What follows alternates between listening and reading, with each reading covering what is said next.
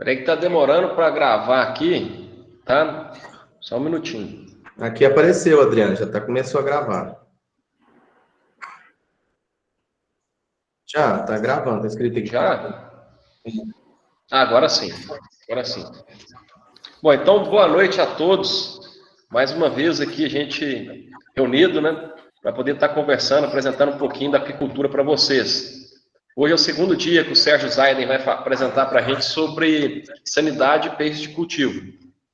Então, passo a palavra agora para o professor Wilcimar conduzir aí a apresentação do Sérgio e vai ficar responsável também pelas perguntas, tá bom? Então, obrigado a todos aí pela presença e espero que atenda a expectativa de vocês. Muita gente entrando aí, ontem tivemos um público bem considerável, hoje também, já 80 pessoas aí, tem muita gente entrando. Então, boa noite a todos aí. Boa noite a todos. Boa noite. Estamos subindo o número de público, né? Então, passa a palavra ao professor Sérgio Zaiden para dar continuidade, falando sobre sanidade de peixe de cultivo. Professor Sérgio Zaiden, fique à vontade. Certo. Muito obrigado, mais uma vez, pelo convite que me foi estendido. É um prazer estar aqui para nós podermos conversar mais um pouco. Estou sempre aberto para qualquer pergunta que os participantes quiserem fazer. Se eu souber a resposta, falo na hora, senão vou pesquisar, logicamente, né, para responder. Ontem, nós começamos a falar um pouco sobre a sanidade de peixes de cultivo, e nós vimos que é muito importante nós termos peixes saudáveis na criação. Quando nós olhamos nessa imagem que vocês veem aqui no primeiro slide, nós vemos aqui um grupo de tilápias, onde dá para perceber que a coloração está adequada, que as nadadeiras estão íntegras, os olhos estão brilhantes, esses animais estão vivos, por isso que os olhos estão um pouquinho virados para baixo, as nadadeiras dorsais, da maior parte delas, estão eriçadas, indicando que elas estão ativas, né? Então, o aspecto geral que eu observo nessa imagem é de um grupo de peixes que está, pelo menos, com um conforto fisiológico para que o seu desenvolvimento aconteça de forma adequada. E o resultado que nos interessa é exatamente a produção de carne. Mas ontem nós vimos alguns aspectos que, infelizmente, nós temos situações nas quais o animal ele perde o estado de salubridade dele e começa a ter uma série de manifestações patológicas. E nós começamos a ver elas ontem de forma externa. Por fora do peixe, o que é que nós podemos observar que ele está nos mostrando que tem alguma coisa inadequada? Hoje nós vamos ver um pouquinho que, além dos aspectos externos, tem também os aspectos internos. Se nós não soubermos o que é que o peixe tem, dificilmente nós vamos tomar uma decisão correta no sentido do que o que eu devo fazer nessa situação problemática. Então, primeiro eu preciso fazer a identificação. Então, ontem nós falamos um pouquinho sobre sinais clínicos externos ou manifestações patológicas, e hoje nós vamos citar alguns daqueles que são internos. Como, por exemplo, quando nós vamos estudar o peixe, é importante que nós possamos fazer um corte aqui na região do opérculo, rebater e retirar o opérculo, para que eu possa ver aqui embaixo as brânquias do peixe. Dá para vocês verem aqui pela seta, inclusive, que essa brânquia está bastante pálida. E aqui nessas linhas pontilhadas, vem mostrando a forma correta, onde eu devo cortar, retirando a musculatura lateral do peixe, me dando a abertura aqui da cavidade corpórea, para que eu seja capaz de observar os órgãos e as vísceras, como os rins, como a bexiga natatória, as gônadas, fígado, baço, intestino, coração e assim por diante. De forma geral, quando nós vamos fazer pesquisa para parasitas, esse é o corte padrão que é feito para nós vermos o que é que está acontecendo dentro do peixe. No entanto, quando existe a situação de suspeita de bacteriose, daí a situação muda um pouco. Se vocês observarem aqui nesta imagem, o corte foi feito aqui na região dorsal do animal, em sentido ventral. Isso se dá pelo fato de que, se eu tiver que fazer uma pesquisa sobre bactérias, eu não posso deixar haver contaminação com bactérias da cavidade abdominal e do trato intestinal. Então, se eu abrir o peixe por baixo, eu vou contaminar o animal. Então, eu sempre devo cortar o animal na região dorsal, no sentido ventral, tirar as costelas, expor o rim, que o rim é sempre um órgão que é muito atacado por bactérias, para nós podermos fazer a coleta de amostras e o cultivo correto para poder ser capaz de identificar qual é a bactéria e, obviamente, qual seria o antibiótico correto para fazer a aplicação no peixe. Então, a forma de nós abrirmos o animal depende se é para pesquisa de bactérias ou se é para pesquisa de outros parasitas. Uma das coisas que nós podemos achar no peixe é a presença dos amartomas. Os amartomas são tumores, como dá para observar aqui nessa imagem. Eu tenho aqui os arcos branquiais e abaixo eu tenho aqui esse tumor benigno. Os amartomas, eles são geralmente congênitos, quer dizer, o animal nasceu com um desenvolvimento anormal de um determinado tecido, embora aquele tecido seja normal naquele local. Só que a quantidade desse tecido está inadequado, né? Então, preciso saber qual a origem disso. Se foi, por exemplo, uma origem genética, por grau de parentesco entre a geração parental, ou uma outra situação que levou ao aparecimento dos amartomas. Outra situação que nós podemos observar é, ao abrir o peixe e observar aqui os órgãos internos, nós nos depararmos com uma série de pontos hemorrágicos nos órgãos internos. Então, aqui dá para nós observarmos o corpo, alguns órgãos e esses pontos vermelhos. Isso aqui é um indicativo de que o peixe também não está saudável. Um outro aspecto para olhar dentro do peixe é a visão dos rins. Aqui está mostrando para nós uma situação que o rim ele está com edema. Quer dizer, o rim está ficando inchado. Esse animal está com dificuldade para filtrar e produzir urina. Nessa próxima imagem, dá para nós observarmos um edema renal que é crescente. Se eu olhar da primeira imagem, a do meio e a de baixo, eu posso perceber aqui que o rim está ficando cada vez maior e cada vez mais despigmentado. O rim ele é com uma cor bastante forte. E se ele está ficando pálido, é um indicativo de que alguma coisa também está errada ali dentro do peixe. Um outro aspecto que nós podemos perceber é no caso do fígado. Aqui nós estamos vendo uma amostra de fígado, no qual a coloração está inadequada, porque está pálido demais, e nós temos aqui a presença de uma série de nódulos polimorfos, né? De formas diferenciadas, aqui agregadas ao órgão. Isso também é um sinal clínico interno, indicando que alguma coisa está errada no peixe. Outro aspecto, por exemplo, é a presença de larvas.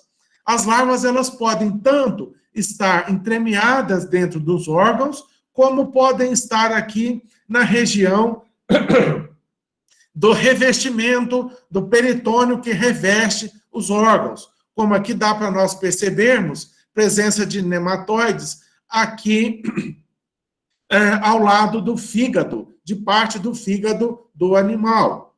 Pode ser também na bexiga natatória.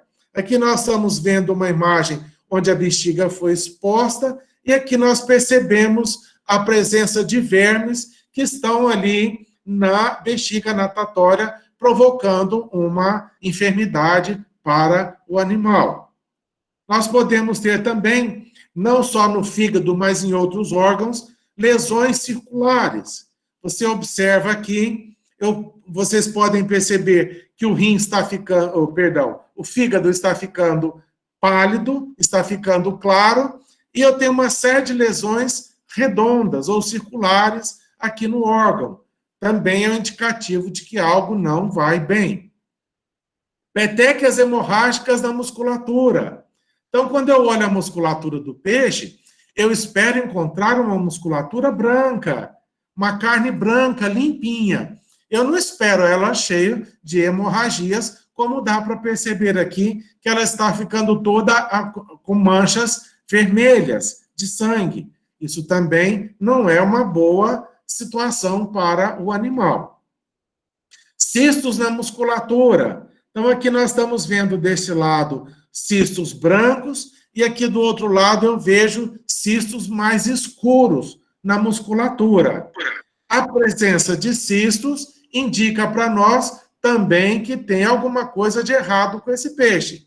Ele está com um agente causador de doença, um agente etiológico que está tirando a saúde dele, ou a salubridade, e logicamente que o seu desempenho vai diminuir muito, ou pode levar ele também à morte.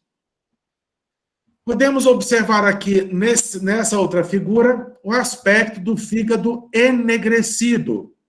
Que o fígado, ele tem uma cor castanha intensa, muito bonito, mas escuro demais também não está adequado. Pálido também não está adequado. Se nós olharmos o baço do animal também, aqui está indicando para nós esplenomegalia, quer dizer, o baço está ficando grande demais. Se ele está ficando grande demais, e ele é um órgão associado ao sistema imune do peixe, então isso está indicando para nós que o sistema imune está sendo recrutado. Se está sendo recrutado é porque existe ali um problema. Então, existe uma série de observações que nós podemos fazer na região também interna do peixe, que nos traz à atenção situações de dificuldade. E para que nós possamos interpretar de forma correta, é sempre bom que nós saibamos olhar o peixe saudável. Porque se eu souber como é o peixe saudável, eu vou saber se aquele órgão está com a cor certa, se está do tamanho certo, se está com o aspecto fisiológico e morfológico adequado ou não. Para tanto, eu preciso saber como é o animal quando está sadio. Então, ontem, nós havíamos comentado que pode existir situações de doenças em que possa se fazer um tratamento. Nós vimos, pode ter um tratamento adequado? Pode ter. O peixe pode ser curado com êxito? Pode ser que sim. Qual é a relação custo-benefício? Será que o que eu vou gastar é menos do que eu vou vender meu peixe? Porque, senão, se o custo for maior do que o benefício, está fora. E também lembrando, mais uma vez, que a aplicação do remédio que você está escolhendo para determinado tratamento, você deve levar em consideração a severidade da doença. Porque se o seu peixe já estiver muito moribundo, muito fraco, quando você colocar produtos químicos na água, nós vamos ter o aceleramento da morte desses animais, porque eles não vão suportar o tratamento. Quando nós vamos trabalhar com os quimioterápicos, com os produtos químicos, então existe aqui alguns lembretes que nós precisamos estar sempre atentos. O primeiro deles é testar em lotes pequenos. É o produto químico que eu estou usando pela primeira vez, é a primeira vez naquela espécie de peixes, então vamos testar em lotes pequenos para ver se o animal suporta aquele quimioterápico ou não. Outro aspecto é fazer aplicações nas horas mais frescas do dia. Nós nunca devemos colocar produtos químicos na água nas horas quentes do dia, sempre pela manhã ou pela tarde, horários mais frescos. A minha sugestão é que as aplicações sejam feitas... Bruna, coloca no mudo aí. A minha sugestão... Só um minutinho. Bruna, coloca no mudo aí, por favor. Pode continuar, sim. Pois não. No meu ponto de vista, as aplicações elas devem ser feitas sempre de manhã, nas primeiras horas do dia, porque você vai ter o restante do dia todo para você observar qual é a reação que os animais estão tendo dentro do viveiro com a presença daquele quimioterápico, que pode ser, inclusive, um veneno numa dosagem baixa. Quando nós vamos fazer aplicações, é importante também, como estamos sendo mostrado aqui, verificar a entrada de água. Porque, geralmente, quando nós vamos colocar o produto químico, fecha-se a entrada de água, espalha o produto químico sobre a água, para depois eu colocar água correndo de novo, para lavar ali o sistema. Quando nós vamos fazer uma aplicação de quimioterápico, também é importante nós verificarmos a quantidade de oxigênio dissolvido na água. Porque muitas vezes, quando nós jogamos um produto químico na água, esse produto químico ele reage com parte do oxigênio que existe lá dentro. E se isso acontece, a quantidade de oxigênio disponível para o peixe respirar diminui. Então, eu preciso saber se a quantidade de oxigênio ali está adequado, se está entre 4 e 5 miligramas por litro, para que eu possa fazer uma aplicação com segurança. Verificar o comportamento após o tratamento. É o que eu disse. Se eu fizer o tratamento de manhã, eu tenho o restante do dia todo para perceber como que está a movimentação dos peixes. Eles estão ficando mais calmos? Eles estão se espalhando pelo viveiro? Ou eles continuam amontoados? Eles continuam ainda em cima, na superfície da água? Ou eles já afundaram um pouco?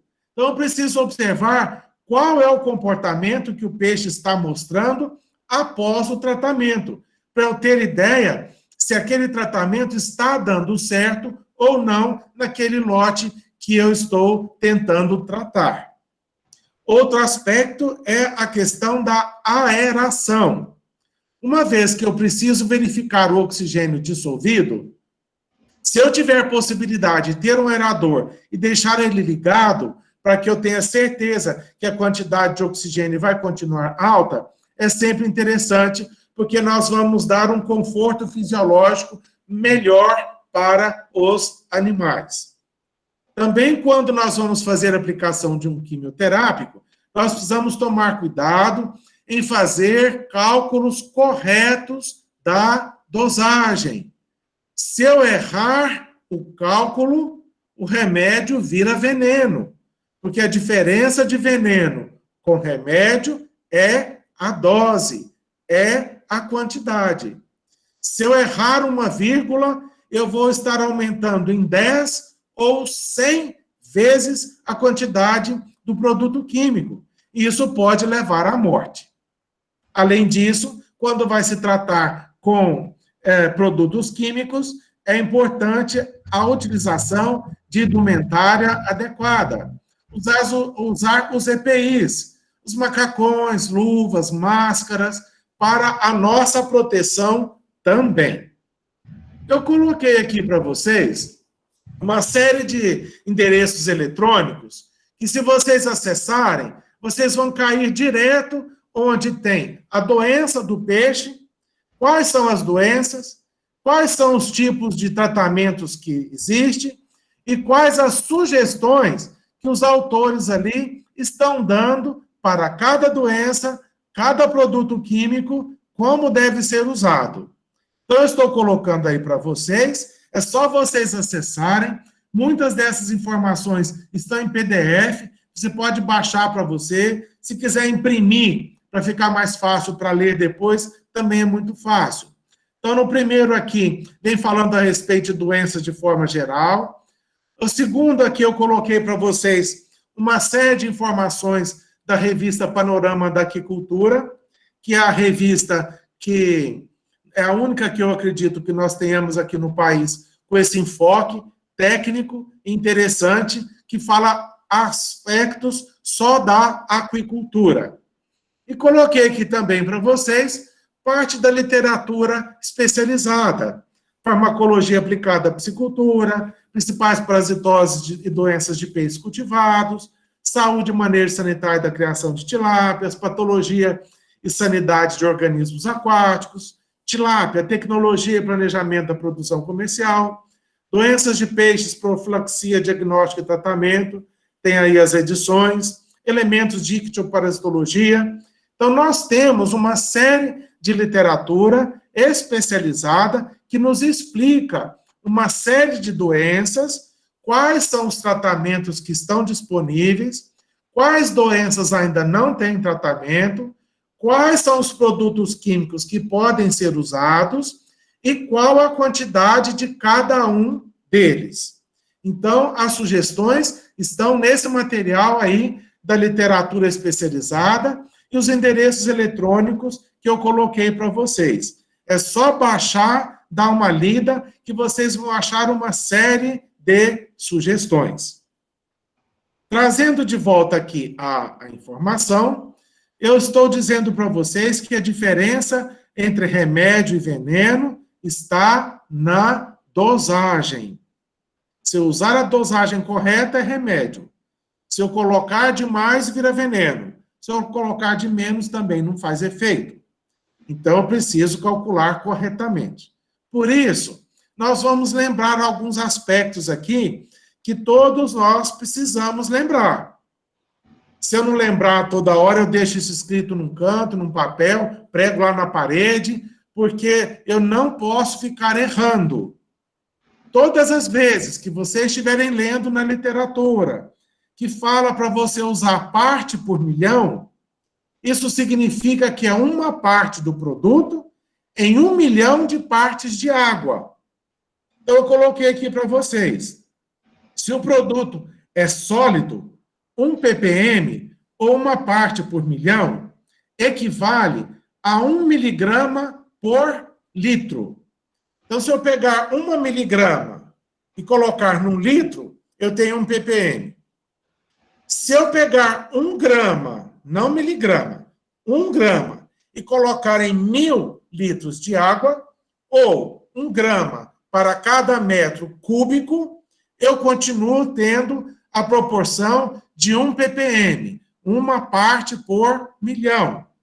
Aí nós precisamos ver, lá na literatura, qual é a recomendação. Se é 1 ppm, se é 2, se é 3, para que eu possa fazer o cálculo correto.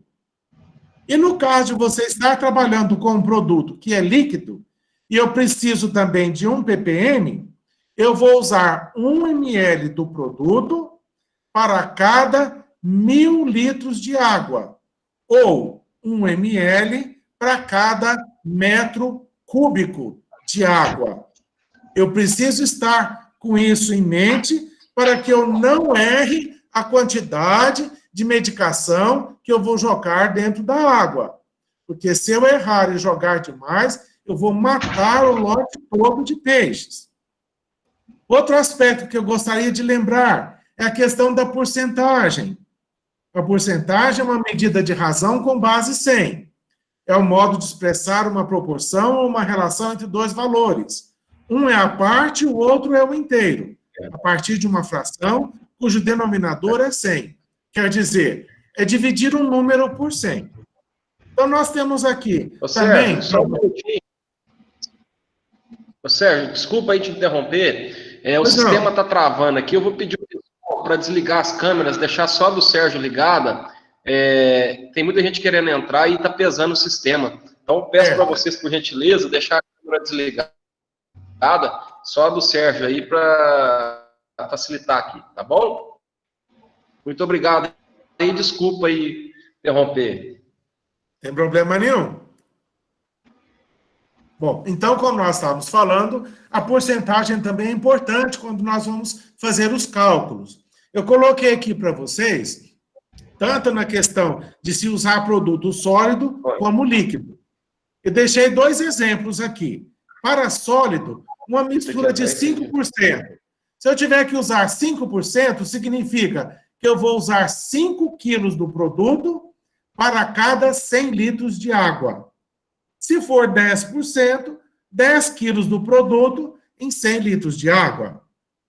Agora, se for o líquido, é um pouquinho diferente.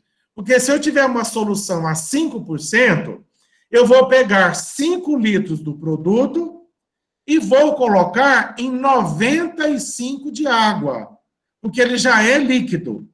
Então, 95 de água mais 5 do produto, eu vou ter os 100 litros. A solução a 10%, da mesma forma. Eu vou colocar 10 litros do produto em 90 litros de água, porque 10 com 90 vai me dar os 100, que eu chego na porcentagem total. Então, apesar disso ser algo assim simples, fácil de entender, nós precisamos tomar cuidado, porque talvez pela própria facilidade, a gente acaba cometendo alguns erros. Quer fazer de cabeça lá muito depressa as contas, e às vezes nós fazemos algo de errado, e o resultado não vai ser bom, certo? Eu coloquei aqui para vocês um exemplo prático. Com relação à área, eu preciso lembrar que 1 metro quadrado é aquele 1 metro de largura por 1 metro de comprimento. Então, 1 por 1 dá 1 metro quadrado. Quando eu falo metro cúbico, aí eu tenho que levar em consideração a largura, o comprimento e a profundidade. Então, tem que ser 1 metro de largura, 1 metro de comprimento e 1 metro de profundidade. Se eu tiver essa medida, Câmera minha, essa medida... Agora eu dos outros, né? Pede aí, faz o pedido aí. Tá tudo bem? Tá tudo bem? Ok. Tá ok, Sérgio. Pode continuar. Tá. É só um pedido para desligar as câmeras aí, para facilitar. Tem muita gente entrando. Perfeitamente, tá certo. 89. Então, obrigado, aí, no caso de 1 metro cúbico, eu tenho 1.000 litros de água. Então, eu preciso saber a largura, o comprimento e a profundidade do viveiro para eu estimar a quantidade de água que tem ali dentro. Coloquei aqui como exemplo para vocês um viveiro de 20 metros de largura por 50 de comprimento e 1 metro de profundidade. Então, se eu multiplicar a largura pelo comprimento, 20 vezes 50, eu vou ter que eu tenho um viveiro ali de 1.000 metros quadrados. E como esse viveiro de 1.000 metros quadrados tem 1 metro de profundidade, eu vou multiplicar novamente por 1 e passa a ser 1.000 metros cúbicos. Como 1 metro cúbico me tem 1.000 litros de água, 1.000 metros cúbicos, eu vou ter 1 milhão de litros de água. Então, eu vou ter que calcular a quantidade de remédio para esse 1 milhão de litros de água que está dentro do viveiro. É muita água, muita água. Então, temos que tomar cuidado. Coloquei aqui para vocês 2 exemplos simples. Tratamento de sal a 1%. Eu posso colocar 2%, 3%, até 5%, dependendo do peixe, da idade, o que eu quero que aconteça. Mas eu estou colocando aí apenas a 1%. A 1% significa que eu preciso colocar 1 quilo de sal para cada 100 litros de água. Ou 10 quilos de sal para cada 1.000 litros de água. Se eu fizer a regra de 3, para 1 milhão de litros de água, eu preciso de 10.000 quilos de sal. É sal demais. E se eu jogar isso dentro do viveiro, que tempo que eu vou ter para lavar esse sistema para tirar esse sal lá de dentro?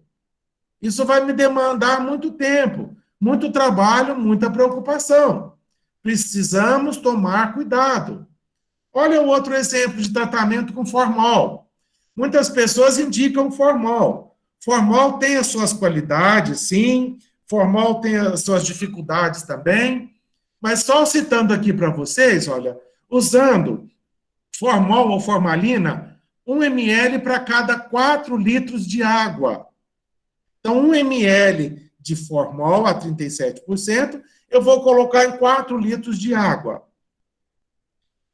Então, se em 4 litros de água eu coloco 1 ml, em 1 milhão de litros de água eu vou colocar que tanto? X, regra de 3, vai me dar ali um total de 250 mil ml ou 250 litros de formol. Já pensou colocar essa quantidade imensa de formol dentro de um viveiro? O risco que corre, não só para os peixes, para você, para o meio ambiente, essa água tem que ser jogada fora, vai para o riacho, vai para o rio, vai contaminando todo o ambiente ali com formol. Então, nós precisamos tomar muito cuidado. Sempre é melhor prevenir do que remediar, porque as contas são grandes, a quantidade que gasta é grande, você não tem 100% de garantia que o tratamento vai dar certo e você pode perder todo o lote.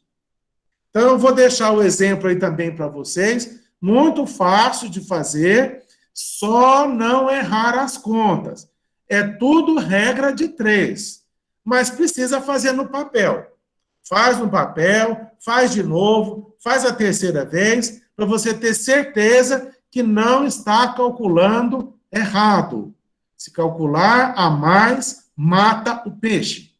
Então, precisamos tomar esse cuidado, tá bom? Muito bem. Então, nós já falamos aqui se decidiu fazer o tratamento ou não. Existe uma série de produtos químicos que vocês vão encontrar ali na literatura que eu mostrei para vocês poderem fazer escolhas, qual que seja a melhor escolha para aquela espécie de peixe, para aquele tipo de problema ou aquele tipo de doença que está acometendo aqueles animais naquele determinado lote. Como forma de tratamento, pessoal, uma das coisas que nós podemos fazer dentro das nossas criações de peixe é fazer um tratamento biológico. O tratamento biológico é interromper o ciclo evolutivo do agente etiológico por eliminar hospedeiros intermediários como moluscos e aves. O que isso quer dizer? Quer dizer que eu tenho situações que eu preciso tirar os vermes que tem lá dentro, porque o verme ele pode ser reservatório de doença. Aqui na outra imagem, as aves são hospedeiros intermediários para uma série de doenças. Aqui, os caramujos também. Se eu tiro o caramujo e tiro a ave, o verme ele não consegue mais fechar o ciclo biológico. E aí você elimina aquela doença, aquele agente etiológico ali do seu sistema de criação. Então, é importante nós eliminarmos hospedeiros intermediários, evitar deixar entrar aves, deixar entrar moluscos, caramujos, entrar sapos, rãs, pererecas, que todos podem levar doenças para dentro do nosso sistema de criação de peixes. Então, uma das formas é o tratamento biológico. Aqui vem mostrando para nós, olha, hoje, inclusive, o Hugo mandou uma imagem para mim de peixe com essa situação aqui, olha, com o olho do peixe repleto de larvas de diplostomídeos. E olha aqui, tem a ave e tem o caramujo. Se eu consigo tirar a ave, eu consigo tirar o caramujo, não fecha mais o ciclo da doença e esse tipo de verme desaparece ali da minha criação. Então, é importante nós fazermos essa manutenção, esse controle biológico dentro da nossa criação. Outro aspecto que pode ser são banhos. Você pode preparar um determinado banho para aplicar no peixe. Você pode usar sal, formol, pode usar antibióticos, tem uma série que vocês vão achar lá de produtos químicos. Pode ser banho de imersão. O banho de imersão é aquele que você mergulha o peixe lá dentro, tira em seguida e leva para outro ambiente. É só imergir o peixe ali e tirar. Banhos curtos são aqueles banhos que você coloca o peixe dentro da solução e ele fica ali por 2, 3, 5 minutos, 10 minutos, 15 minutos, 30 minutos, dependendo da proporção de remédio que está dentro da água. E pode ser também banho permanente, onde você coloca uma quantidade menor do remédio e o peixe fica o tempo todo em contato com a medicação. Isso também vai depender da espécie do peixe, do tipo de doença que o peixe tem e se vale a pena economicamente fazer o tratamento com banhos. Outra forma de tratamento que nós temos é remanejamento. Então, aqui vem mostrando para nós 2 raceways, aqui só como exemplo. Então, se aqui eu tenho os animais que estão contaminados, eu vou fazer o tratamento dos peixes aqui, nesse raceway. Depois que o tratamento for concluído, eu tiro os peixes desse, coloco aqui no vizinho e seco e desinfeto aqui esse outro local que o peixe estava. Podia ser 2 viveiros também. Eu faço o tratamento no viveiro, transfiro os peixes para um outro viveiro limpo e seco e desinfeto aquele viveiro onde tem a presença do agente causador da doença. Também é outro aspecto que nós podemos fazer. Além disso, nós também podemos ter formas de tratamento por via oral, fazer o peixe engolir o remédio. Então, precisa tomar um pouco de cuidado, porque peixe que está doente, de forma geral, eles desenvolvem anorexia. Quer dizer, o peixe perde o apetite. Se ele perder o apetite, não adianta também oferecer a medicação na ração, porque ele não vai comer a ração, não vai engolir o remédio.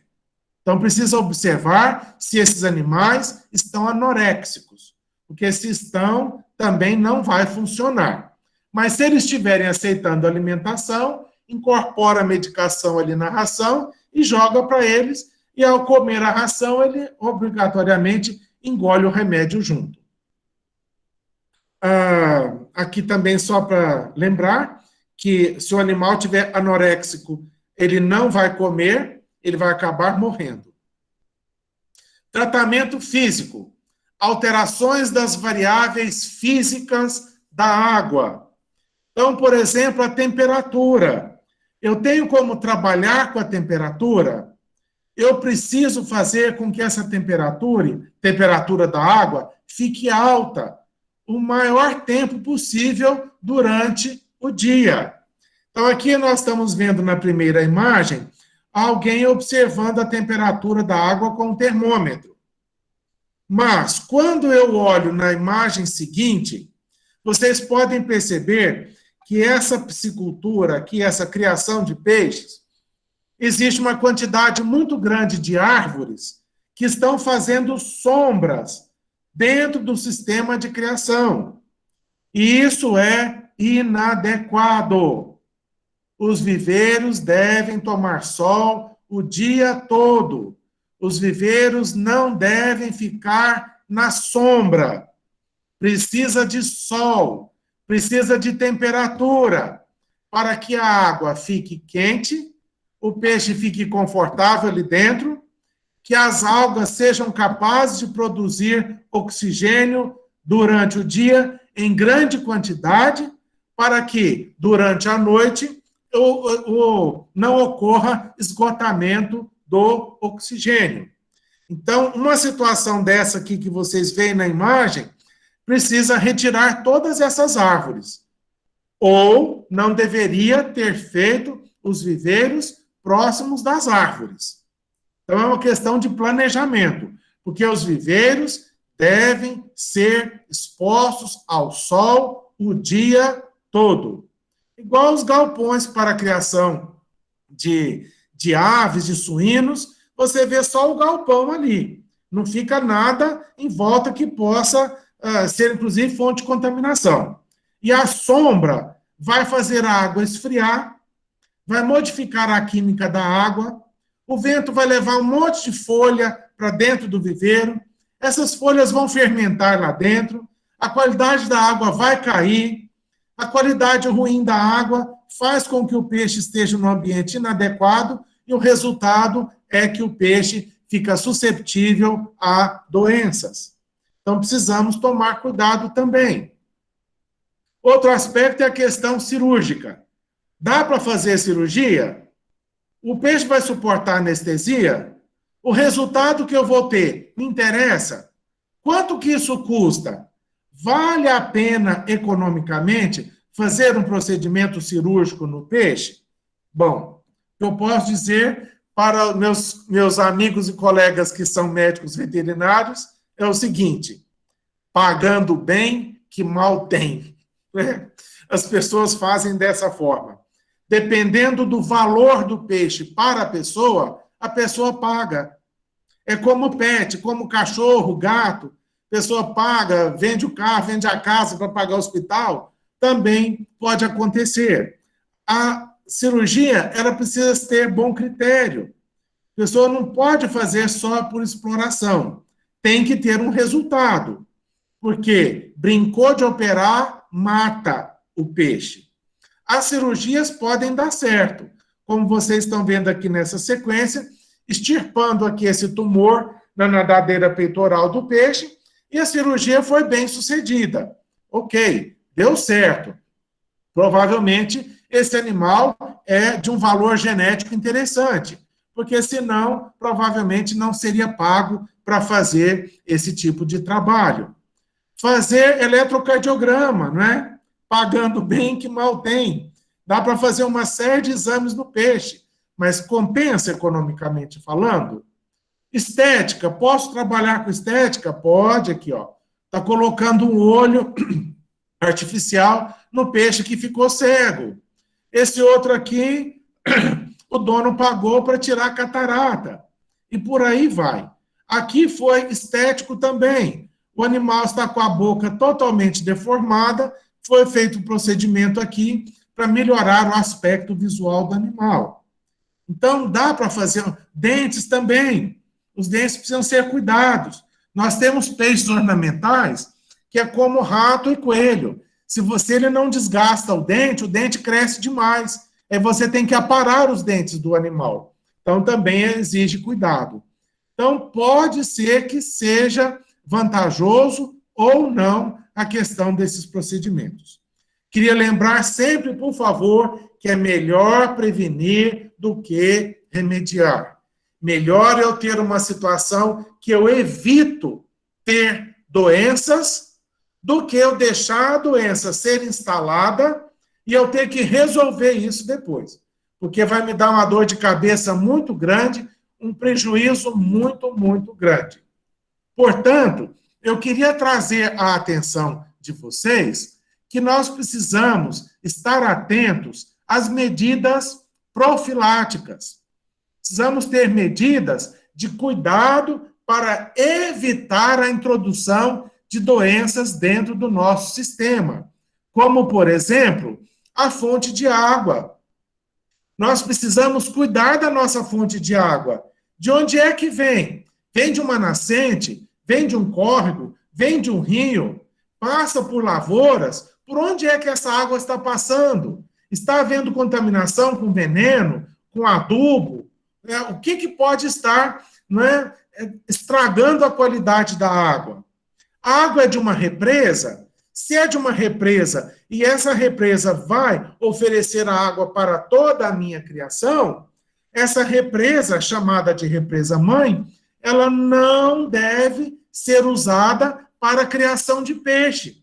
Por quê? Porque se você já coloca peixe para criar lá dentro, a qualidade da água fica comprometida e se o peixe lá dentro ficar doente e aquela água vai ser distribuída para todo o sistema de criação, pronto, você espalhou a doença em toda a sua criação. Não pode.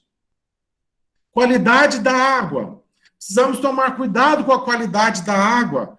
Como é que está o oxigênio na água? Como está o gás carbônico? Como é que estão as formas de nitrogênio na água? Como que está a temperatura da água?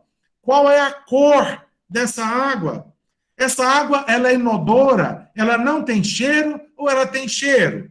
Se ela tem cheiro, cheiro de quê? Cheiro de podre? Tem alguma coisa de errado. Então, a qualidade da água é muito importante, porque o peixe está sendo criado dentro da água.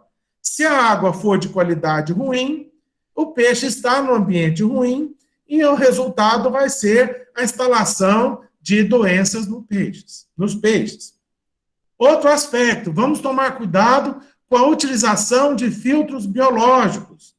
Antes da água chegar lá na sua criação, precisa passar por filtros biológicos para impedir a entrada de ovos de outros peixes, de larvas de outros peixes, de agentes causadores de doenças que vêm junto com outros peixes.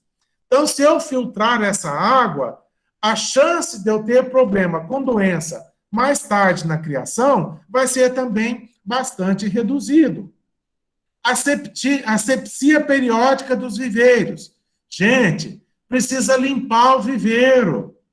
Pois se eu colhi o peixe e vou começar um novo ciclo, eu tenho que secar o viveiro. Eu tenho que jogar cal. Preciso desinfetar ali dentro. Preciso corrigir os estragos da parede, do fundo.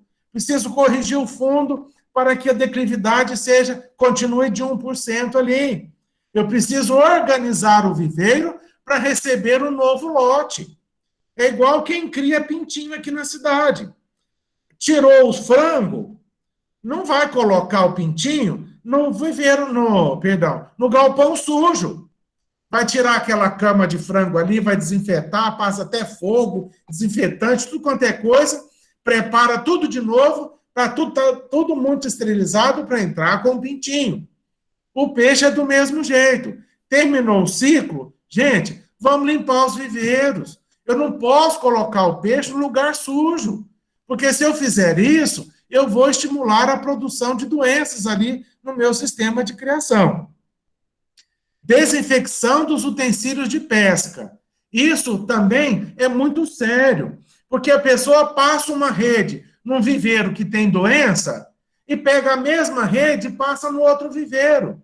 Quer dizer, ele está introduzindo com a mão dele a doença no outro viveiro. Por quê? Porque não desinfetou os utensílios de pesca entre um viveiro e outro. Nem que seja, pessoal, uma vasilha grande com sal, com água, a salmoura bem forte, que você mergulha a rede ali tudo, os pulsás e tudo, antes de trabalhar no outro viveiro. Porque senão nós vamos ser a fonte de transmissão de doenças entre um viveiro e outro. Não pode. Nós temos que tomar esse cuidado também. Ausência de viveiros comunicantes.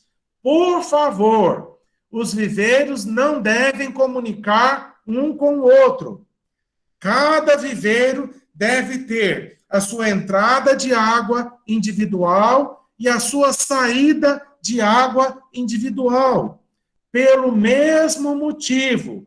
Porque se a água sai de um viveiro, cai no outro, e cai no outro, e cai no outro, se o meu viveiro número 1 tiver um problema com doença, todos os outros viveiros vão estar contaminados, porque a água está passando de um para o outro.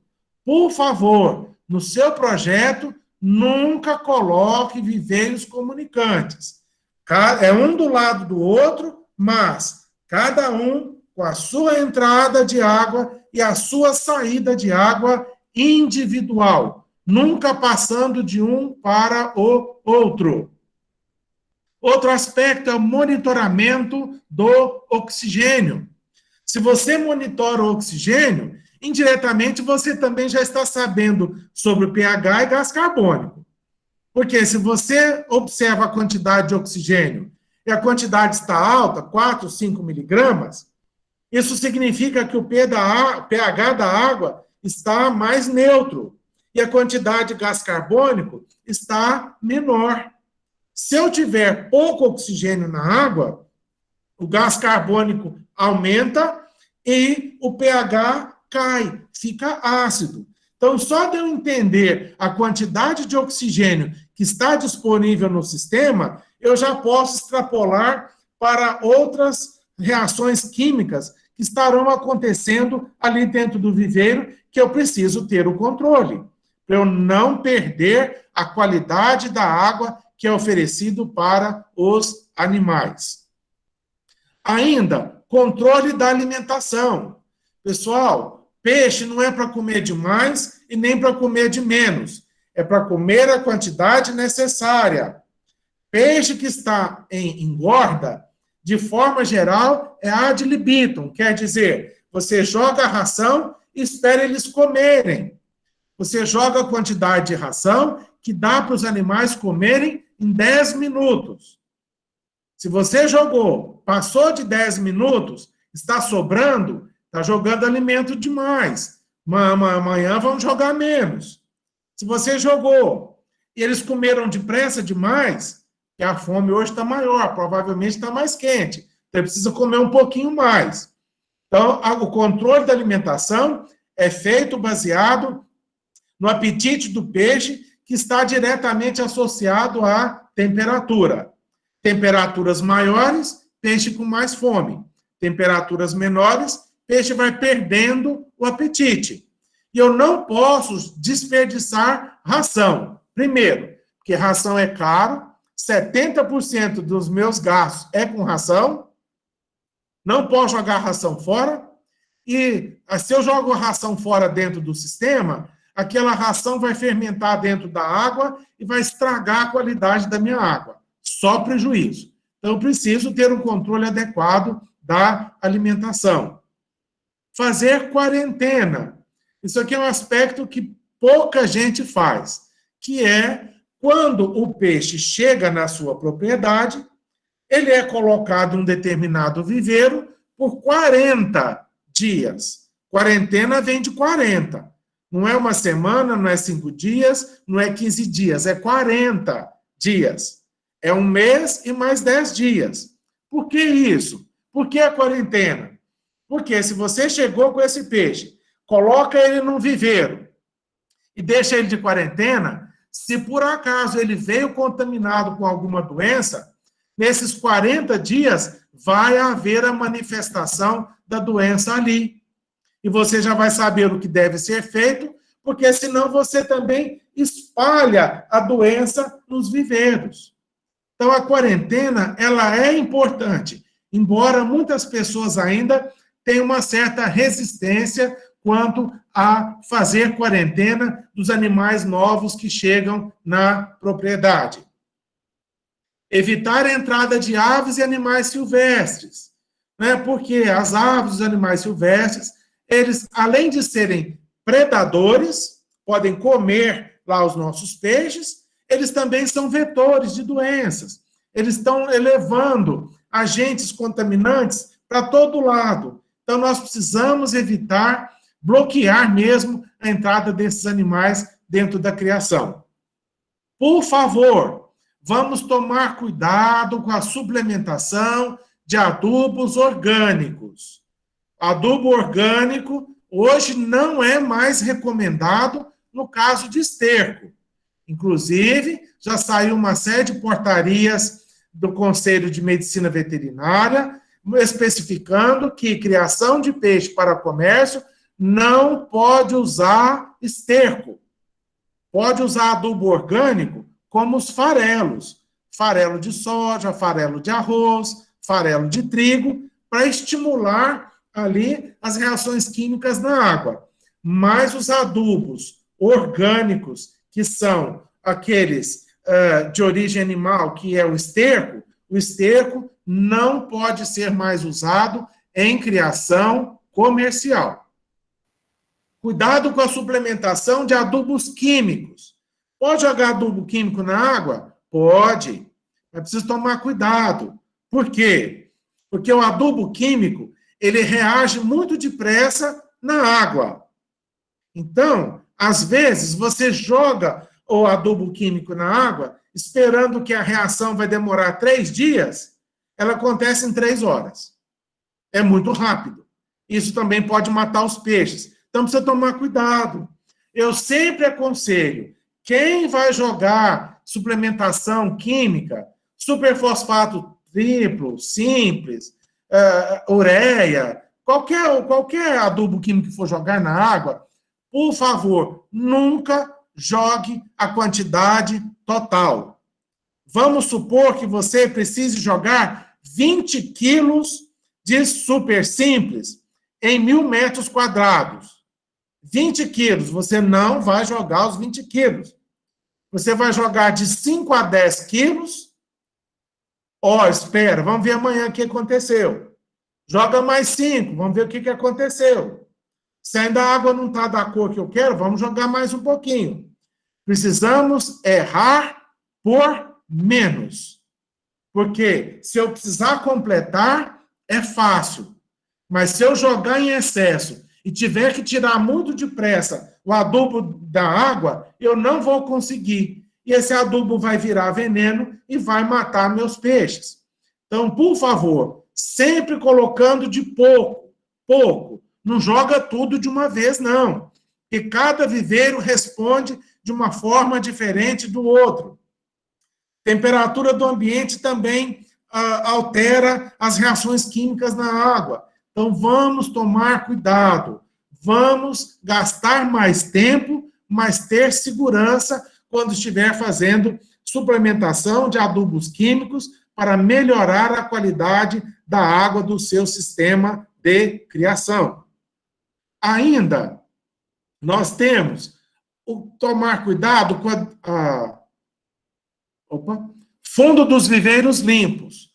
O fundo do viveiro precisa ser periodicamente limpo.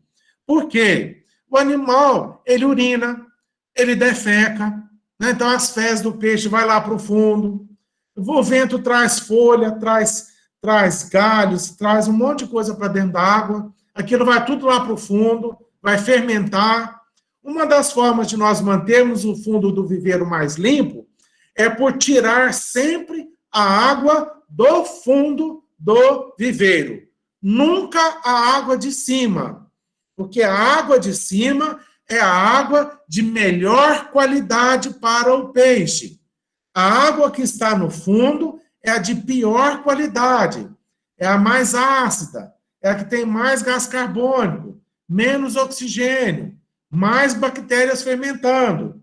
Então, se eu consigo tirar a água do fundo, eu estou tentando manter uma qualidade de água adequada dentro do meu viveiro e meus peixes vão ter um conforto fisiológico para continuar saudáveis.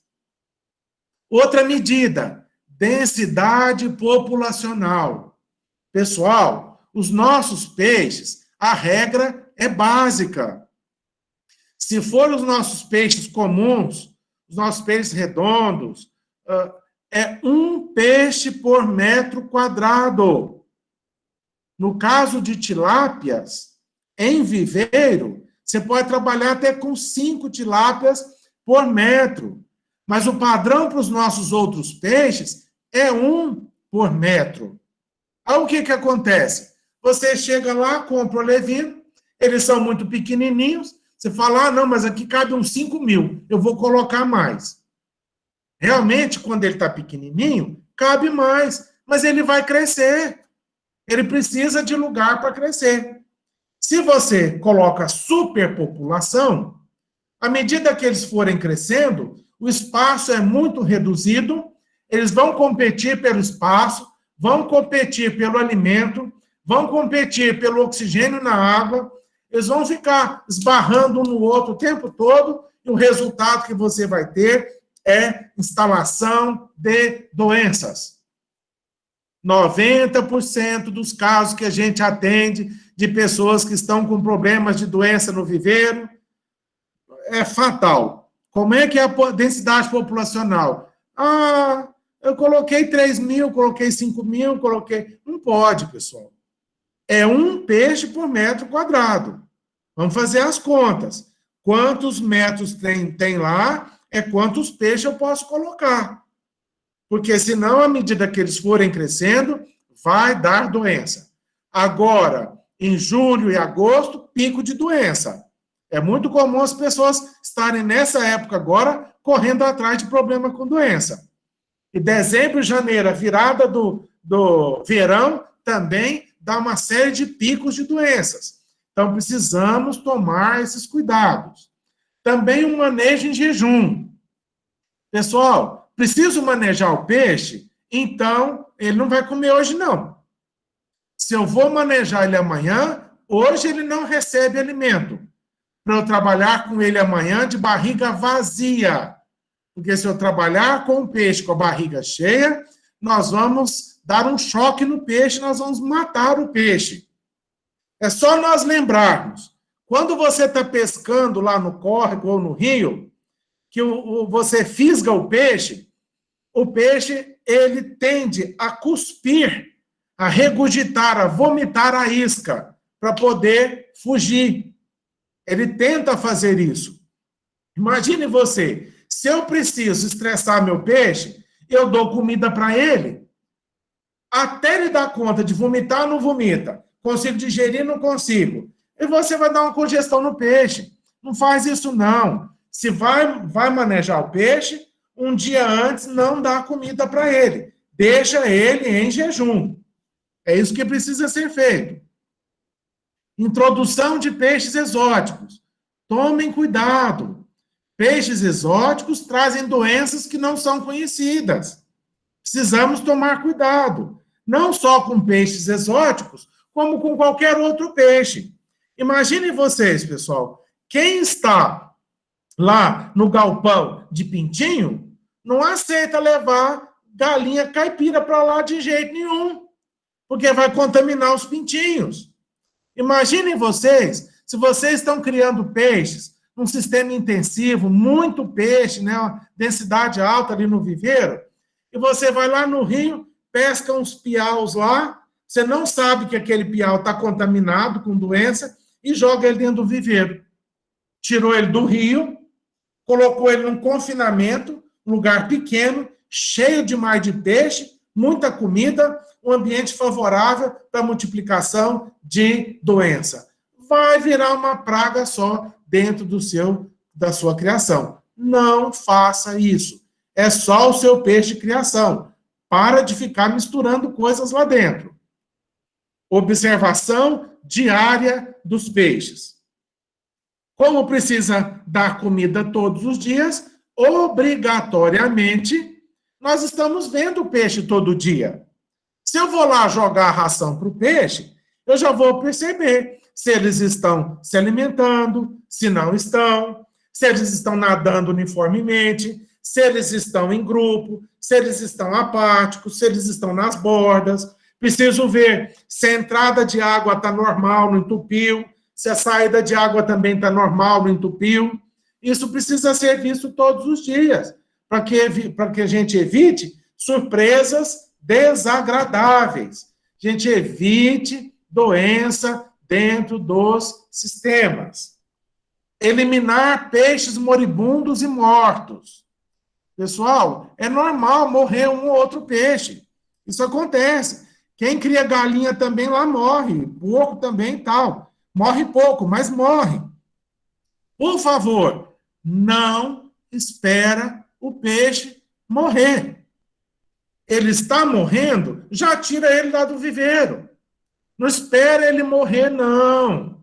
Porque quando o peixe morre, o agente causador de doença sai dele para procurar outro que está vivo. Então, se você tira o peixe que ainda está morrendo, os causadores de doença, a doença ainda está nele. ainda não só saiu para espalhar no outro. Então, tira aquele peixe de lá, joga cal em terra. E não deixa peixe morto dentro de viveiro. Ah, mas eu cheguei e já estava morto. Então, vai lá e tira. Tira o mais rápido possível. Ah, aquele aí também está morrendo. Então, não espera não, já tira ele também. Tá? Que está morrendo, já tira fora. Para evitar a proliferação de doença dentro do nosso sistema. Também tomar cuidado no transporte e manejo. Se tomar cuidado, pessoal. Vai transportar o peixe, é no calor? Está chacoalhando o peixe demais da conta? Cuidado, não faça isso. Seja gentil. Faça transporte também nas horas mais frescas do dia. Coloque nas caixas adequadas. Tem caixas de papelão. Se for necessário, você pode colocar caixa de isopor e fecha, para não esquentar demais. E leva o peixe embora. Chegou lá na propriedade, tudo tem que estar pronto já para soltar ele. Né? Então, precisamos tomar cuidado. Se é 3 horas de transporte, é 3 horas. Se é 5 horas, é 5 horas. Porque a quantidade de oxigênio que é colocado também nos sacos para transporte leva em consideração as horas que o animal precisa ficar preso ali dentro. Porque senão também pode faltar oxigênio para ele e ele morrer.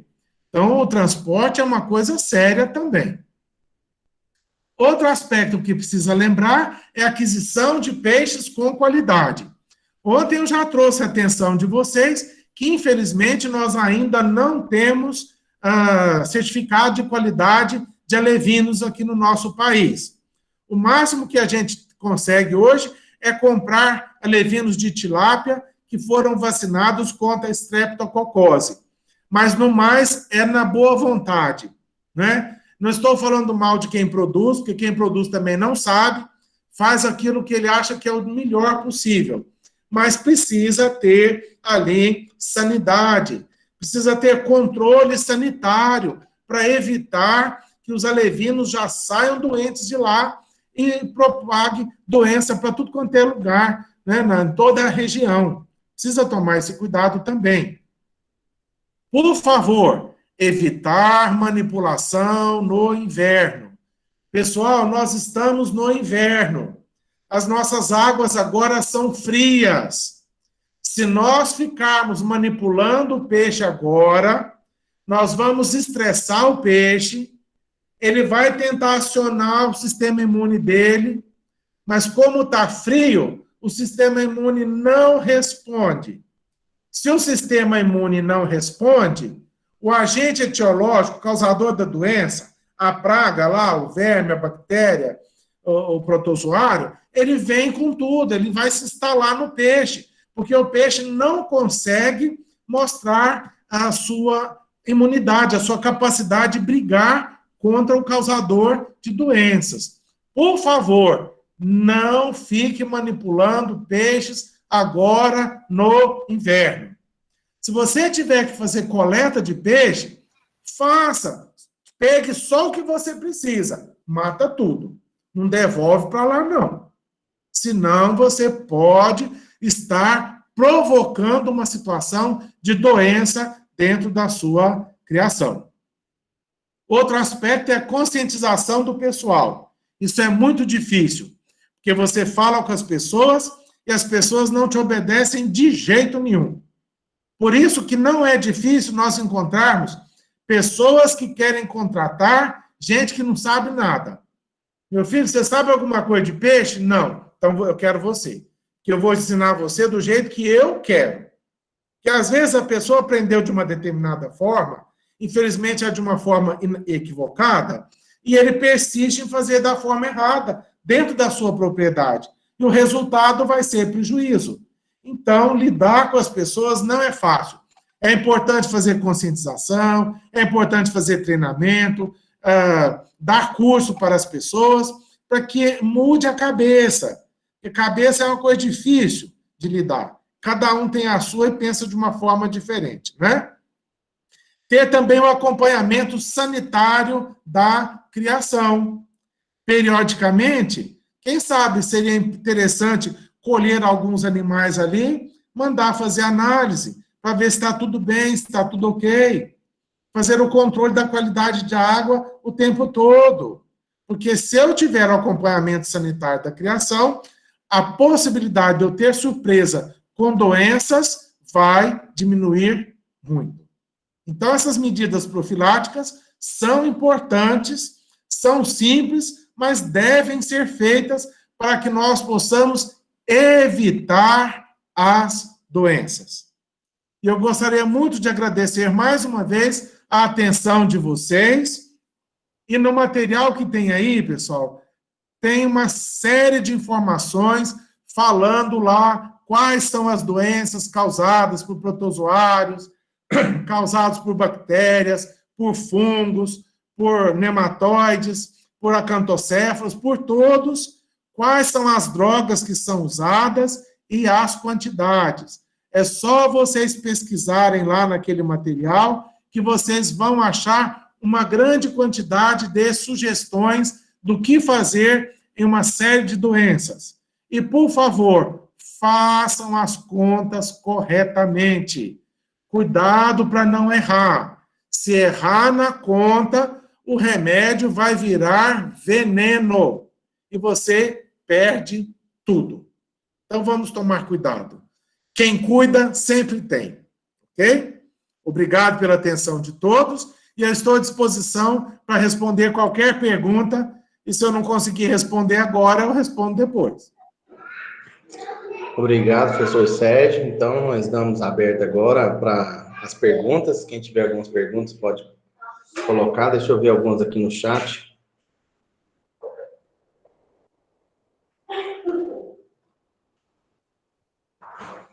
Sérgio, qual que é o maior problema em relação à parasitologia, né, aos parasitas, em sistema fechado? Como lidar com essa situação? O maior problema é a questão dos filtros, porque num sistema fechado, a água vai e vem, ela vai e volta. Então, se eu não tiver um sistema muito adequado de filtragem dessa água, eu vou ter problemas muito sérios, especialmente com bactérias. Então, é importante, no sistema fechado, você sempre amadurecer primeiro o filtro. O que quer dizer isso? Quer dizer que você precisa colocar o sistema para funcionar, mesmo sem o peixe, deixa funcionando ali, você pode jogar um pouquinho de ureia na água, deixa ali uma semana, 2, e vai observando o filtro. O filtro biológico vai começar a formar um lodo. Naquele lodo ali é que nós vamos ter as bactérias nitrificantes, que vão cuidar de fazer as reações químicas com o nitrogênio da água, mantendo uma qualidade boa. Porque, às vezes, a pessoa liga o sistema direto e já coloca o peixe e tudo, sem dar tempo de haver o amadurecimento do filtro biológico. E o resultado vai ser multiplicação de doença. No caso de não haver tratamento que seja economicamente viável, o que devo fazer com a biomassa doente? Se não tiver tratamento adequado, o correto é matar todos os animais e colocar numa vala, jogar cal e cobrir com terra. Essa é a forma correta. Mesmo porque tem pessoas que pegam peixes que morreram e joga fora em qualquer lugar, e nós temos outros animais que pegam aquele peixe e sai comendo aquilo e joga dentro do viveiro, joga no canal de abastecimento da água, você vai só proliferar doenças. O correto é juntar todo mundo ali, colocar numa vala, jogar cal e enterrar. É o melhor. Se você quiser tentar fazer compostagem, você pode também tentar fazer compostagem, mas essa compostagem sua só pode ser usada para frutíferas, não pode colocar em hortaliça, você não pode usar esse adubo em qualquer lugar também, não. Tá? Respondi? Sim, sim. Ok. Mas alguém tem alguma pergunta aí? Sobre as normativas do esterco.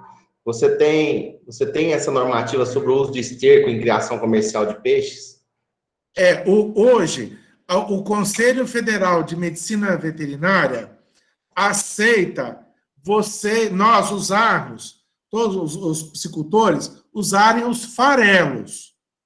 Farelo de soja, farelo de milho, farelo de arroz, como fonte orgânica para multiplicação de algas dentro da água.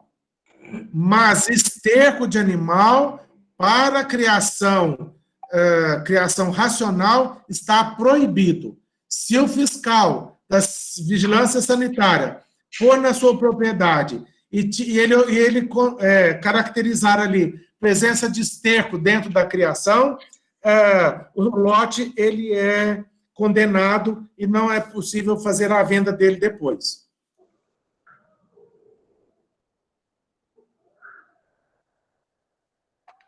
Ok? Ok. Quais são os principais sinais clínicos do Streptococcus em tilápias? Olha, ontem nós estávamos falando que pode haver sobreposição de sinais clínicos ou sintomas ou aquelas patologias que nós vimos lá. Mas você pode observar que o animal ele vai ter exoftalmia, o olho vai ficar esbugalhado, a coloração do peixe vai ficar enegrecida, ele começa a escurecer a cor, as nadadeiras dele pode começar a desmanchar, pode começar a aparecer feridas no corpo do animal, e ele começa a ter uma natação também errática. Ao invés dele nadar normal como todo mundo, ele fica dando piruetas ali dentro da água. Isso tudo é sinal de que o animal está com streptococose. Lembrando que a Aeromonas também pode dar ascite, pode também esbugalhar o olho do peixe.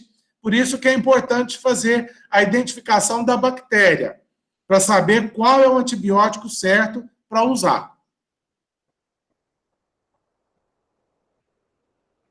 Aí tem perguntando aqui sobre quando eu devo começar o tratamento com lérnia. Quando iniciar? Nunca. Nunca.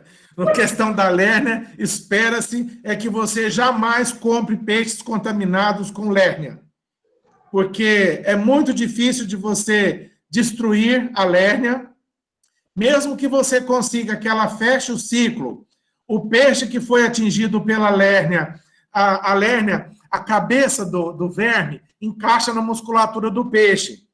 Então, o aspecto do peixe é feio.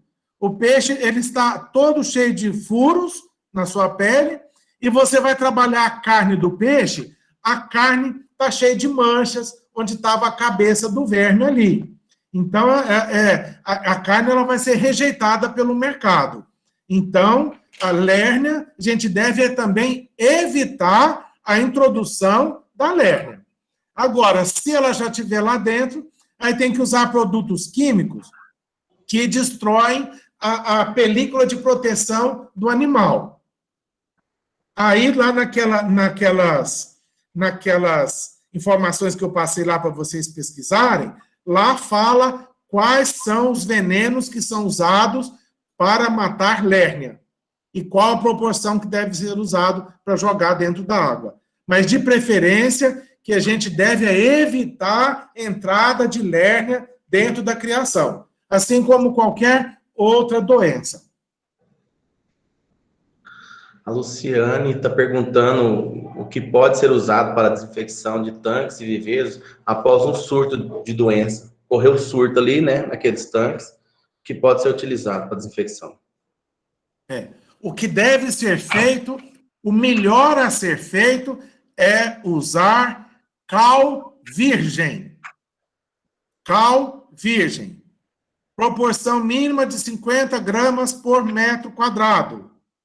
Mas, na prática, o que acontece? Você deve pegar a cal virgem, espalhar sobre a superfície, formando uma película, tanto nas laterais do viveiro, como no fundo de todo o viveiro. Se por acaso, no fundo do viveiro, tiver um local que não ficou seco, ficou uma poça d'água, joga o cal virgem lá dentro também. Porque o cal, ele vai atuar por contato. Então, ele vai matar, ele vai desinfetar toda a superfície que ele entrar em contato. Então, não pode só jogar de qualquer jeito também. Tem que formar uma película fina desse cal na superfície toda, nas paredes, nas laterais e no fundo. E deixar o viveiro tomar sol por 1 semana. Deixar ele secar, de esturricar mesmo, no sol. Essa é a principal forma que nós temos para desinfectar o sistema. E a mais barata também. Só um minutinho. Só lembrando, pessoal, que cal virgem machuca. Toma muito cuidado, porque quem for trabalhar com cal virgem precisa estar com indumentária. Precisa estar com luva, com macacão, com máscara, porque a cal virgem queima a pele. Então, precisa tomar cuidado, porque senão seu funcionário te leva na justiça na hora. Então, tem que tomar cuidado. Por isso, algumas pessoas evitam usar a cal virgem, mas ela é a mais eficiente. Se você tiver com medo da cal virgem, então usa cal hidratada mesmo. A cal que a gente compra para pintar a casa, vem aqueles sacos de 20 quilos, compra aquele lá e espalha, se não tiver jeito de usar a cal virgem. Mas o que é melhor para desinfetar é a cal virgem. Tomando os devidos cuidados. A Bruna deve estar com caso de lérnia aqui, mas mas o caso dela é perulérnia. Ela pergunta que a perulérnia é dos nossos peixes redondos, mas o efeito é o mesmo. O que ela usar, ela vai achar aí na literatura falando sobre a lérnia e quais são os inseticidas que são usados e quais são as proporções que são usadas. Ela vai conseguir também um bom efeito. É que a perulérnia, ela tem preferência pela cavidade oral, né? Ela junta muito dentro da boca do peixe, coitado. Mas se ela pegar lá o inseticida para lérnia, ela vai conseguir fazer um tratamento bom. Ô Sérgio, interromper rapidinho, Silmar, aproveitar que está falando de lérnia. Ô Sérgio, eu lembro em Lavras, quando eu fazia graduação, e tinha muito problema de lérnia com peixes nativos, principalmente eu não lembro agora, acho que era matrichã, piracanjuba. Só que quando tinha tilápia no tanque, as tilápias não tinham problema de lérnia. E até o pessoal em Leopoldina, fiz um trabalho na EPAMIC em Leopoldina, o pessoal usava tilápia para controlar a lérnia. Você já viu alguma coisa aí, uma relação disso? Você acha que é mito, boato? Porque é uma coisa que a gente observou mesmo, que pode ter acontecido. Sim. Não é mito, não. Isso é verdade. O que acontece, professor Adriano, é que na natureza, a tilápia é planctófaga. Ela vai se alimentar de plâncton. E a fase juvenil da lérnia é plâncton. A forma dela é pequenininha, ela se mistura com os outros organismos lá do plâncton, até chegar o momento dela vir e atacar o peixe. Então, como as tilápias, elas são, na natureza, elas aproveitam o plâncton, então elas comem. Aí come a forma jovem da lérnia, e aí o ataque nos outros peixes diminui bastante. Isso é verdade, sim. Não é mito, não. É por causa do hábito alimentar da tilápia. O pessoal usava uma relação, não lembro quanto agora. E realmente as tilápias não pegavam lérnia. A gente não via lérnia nas tilápias. Estava no tanque, era só isso. Controle biológico. Além disso, ela come. Além disso, ela come também a fase inicial lá da lérnia e não deixa chegar ao ponto de grudar no peixe. a âncora dela. Não crava a âncora na musculatura do peixe. Principais sinais clínicos da columariose, né? Em tilápias. Então, a coluna, pois é o que eu estou te falando. A questão das bacterioses é que você vai ter, fica até meio repetitivo, mas você tem a mudança de cor no peixe, você tem a anorexia, a perda do apetite, você pode ter o olho esbugalhado no peixe, você pode ter as nadadeiras que começam a dissolver, pode formar ascite, começa a inchar a barriga. Aí teria que testar para você ter certeza qual é a bactéria. Porque os sintomas são os mesmos sintomas para muitas bactérias. As diferenças são poucas. Por isso que é importante fazer o diagnóstico de qual é a bactéria que está atacando o peixe. Senão eu posso usar o antibiótico errado. Isso. O banho de sal é recomendado em quais patologias? Bom, o sal ele é recomendado em várias situações. Por exemplo, para transporte, você pode usar o sal no transporte, ou você pode usar o sal logo após o transporte, para desestressar o peixe, para estimular a produção de muco e cobrir feridas e machucados. Então, se você transportou o peixe, antes de soltar, joga o sal lá, aí tem que calcular, né? Você pode jogar até 5 gramas de sal por litro de água, no caso da tilápia, deixar entre 5 e 7 minutos. Deixa ali antes de soltar, para provocar uma produção bem grande de muco. Agora, no caso de doenças, é um paliativo, né? Porque o sal, ele não chega a matar o agente causador da doença. O sal, ele traz mais conforto para o peixe, para que ele fique mais calmo, que o sistema imune dele possa reagir melhor. Mas, assim, o sal é o remédio mesmo, ele é pouco eficaz nesse sentido. Ok, temos alguém tem mais alguma pergunta? Se tiver alguém, pode diretamente aí abrindo. Vou fazer a pergunta, né? Eu tenho uma pergunta. Boa noite, tudo bem? Pois não, boa noite. Meu nome é Bruna. Então, existe uma correlação em relação aos parâmetros de qualidade de água, alcalinidade, pureza, em relação à aplicação de algum desses produtos para controle de alguns patógenos?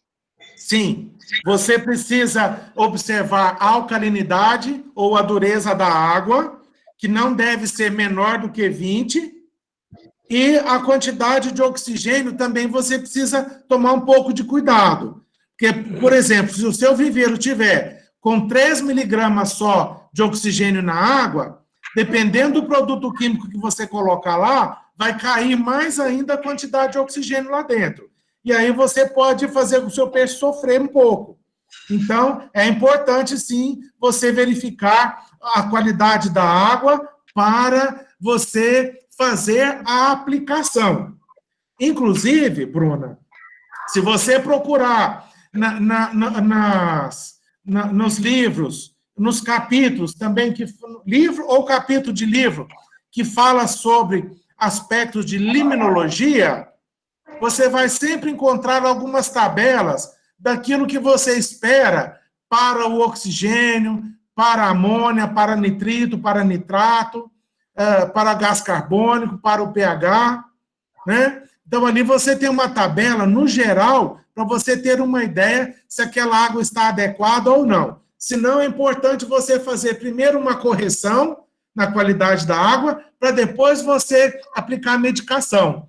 Porque senão você piora ainda mais a situação do peixe.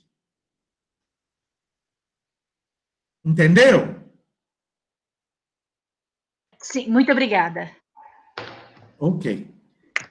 Se você entrar na internet, Bruna, você colocar na internet, parâmetros hidrológicos, variáveis hidrológicas, parâmetros da água, qualidade de água, é fácil você levantar algumas tabelas para você... Aí a tabela a gente vai ter que começar a aprender ela um pouquinho. Não, mas o meu questionamento maior, professor, é mais sobre a questão que quando se vem a utilizar algum tratamento químico, entendeu? Tipo Entendi. assim, se tivesse muito baixo, causaria mortalidade. Não a questão dos parâmetros, os parâmetros tudo bem, no sentido de, os parâmetros ideais para o cultivo de peixes, espécies e tal. Mas a minha preocupação é mais em relação, eu estou com um problema sanitário, vou ter que recorrer à questão de usos químicos, de algum produto químico para controlar algum patógeno, alguma situação, enfim. Aí eu ter que, antes disso, ter uma qualidade de água X. Eu preciso de uma qualidade, no mínimo, igual o senhor falou, 20, para eu pensar em utilizar esse produto. Senão eu tenho que fazer essa correção para aí sim fazer aquele tratamento sanitário. Era mais essa correlação mesmo. Isso, exatamente, Bruna. Precisa. E o oxigênio também, tá? E outra coisa que é importante você lembrar, Bruna, é que, dependendo do tratamento que você fizer, em seguida ao tratamento, tem que fazer troca, pelo menos parcial, da água do viveiro. E aí você precisa verificar os canais de abastecimento para ver se vai ter a quantidade de água necessária para você fazer aquela troca de 20%, 30%, 35% durante um dia, durante 24 horas, por exemplo. Obrigada. Então, eu ia fazer essa pergunta, qual o período que eu deveria esperar, mas o senhor respondeu. Então, depois do tratamento, no máximo um dia após, eu entro com esse processo de renovação parcial. Isso, então. Na verdade, você vai... vamos supor que você precisa jogar o formol. Você calculou lá, deu 20 litros de formol para o seu sistema. Daí, Bruna, o que você faz? Você vai pegar esse formol, vai diluir ele na água, não vai jogar ele puro. Você vai diluir ele na água, vai colocar em bomba costal, e aquela quantidade de volume de líquido que deu, vamos supor que de 20 passou para 40. Ok? 20 litros de água, 20 litros de formol. Deu 40 litros. Esses 40 litros nessa bomba, você vai espalhar o veneno ali, o formol, em toda a superfície da água, de forma uniforme. Depois que você fizer isso, você aguarda entre 30 minutos e 1 hora, vai lá e já abre o sistema. Não deixa o veneno lá parado, não. Entendi, então. Muito obrigada, professor. Ok? E vocês têm meu e-mail aí também, viu? Tem meu telefone, qualquer precisão, é só entrar em contato, tá, Bruna? Qualquer um de vocês, viu?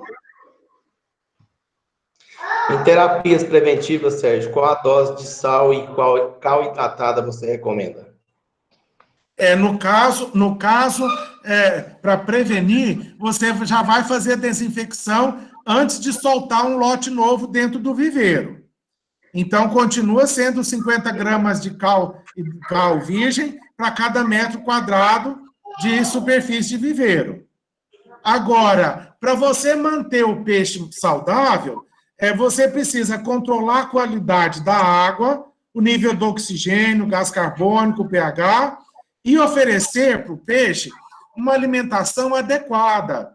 Hoje, já está comprovado que se você oferecer para o peixe uma ração que contém vitamina A, vitamina C e vitamina E, você estimula a imunidade do peixe. Então, o que você deve fazer?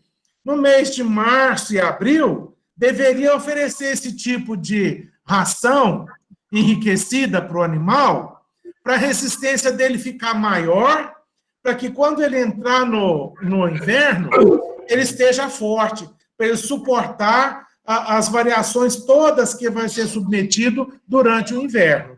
Então, é uma questão da nutrição do animal e manter a qualidade da água boa. Ô Sérgio, aproveitando aí para perguntar, Um programa de vacinação para tilápia, por exemplo, vamos tratar da tilápia. Sim. Como que seria um programa de vacinação? Quantos dias, cada coisa? O senhor poderia sugerir aí?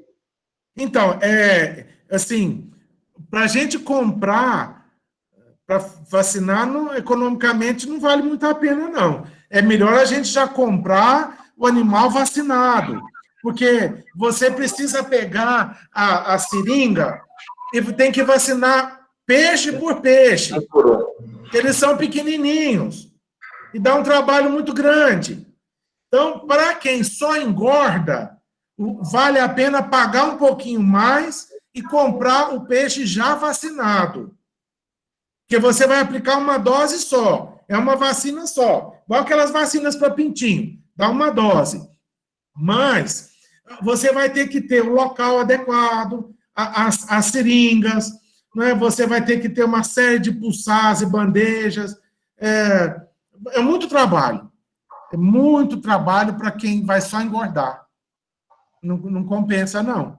Mas qual seria um programa, mesmo que seja vacinado já, quais seriam o ideal, né? Independente assim de se é viável ou não, qual seria um programa de vacina ideal para os animais?